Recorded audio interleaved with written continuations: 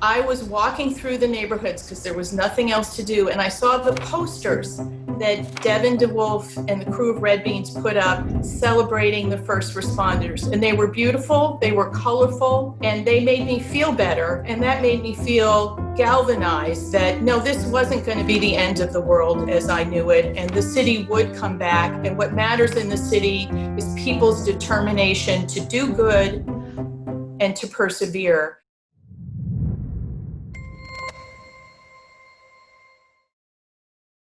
Personally, I kind of prefer to be behind the scenes.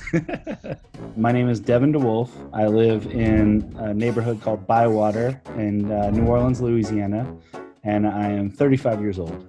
I am the organizer of something called the Crew of Red Beans.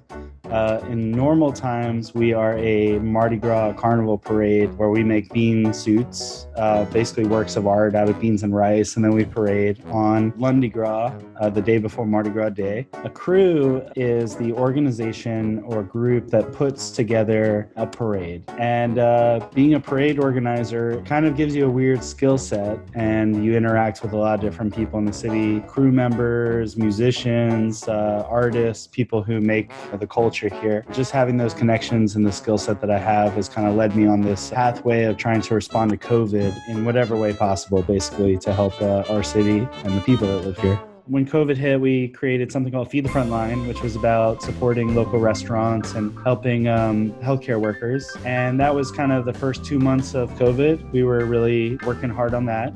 What I actually do is just get people to donate money to the Crew of Red Beans. And essentially, it's just funneling those donations into good deeds. You know, me personally, I spend a lot of time in all this.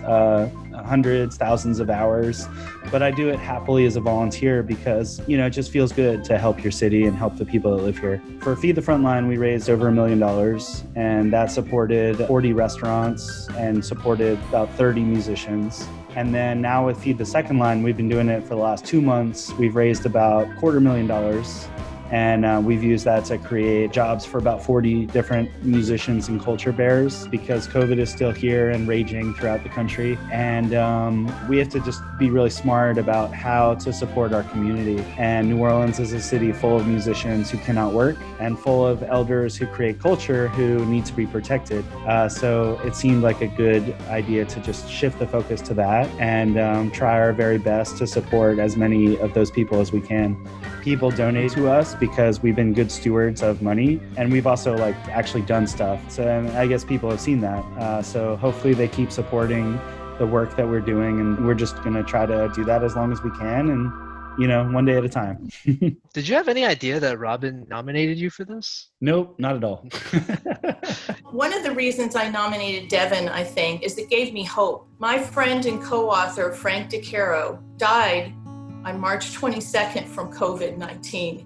Honestly, I was very sad and very depressed. And Devin inspired me to volunteer. I volunteer now at my church packing lunches for people who are hungry. And I work with the NOLA Tree Project and the Second Harvest Food Bank to deliver meals around the city. He's inspired others to get out of their bad mood and depression and do something to make things better. And I would just tell everybody who's looking at these homegrown heroes like Devin De Wulf, you too can play a part and you can make us all get through this horrible time. My hopes for the future is that we as a city, we as a state, we as a country really get smart about what kind of spending we do and what we're investing in. I think we need to invest in people and communities. I would suggest that people really think small about their community, their neighborhood, or the immediate area where they live, because nobody cares about that place more than you because you live there. There might be like a national nonprofit or some group from another place that comes here and wants to help out, but really we need to invest in our people that live here and create the jobs here locally and make sure that the money that's being donated to support a place is really staying in the place as well. And I think everybody can kind of look at their own community and have that mindset. That might be good because maybe we'll have collectively a bigger impact that way.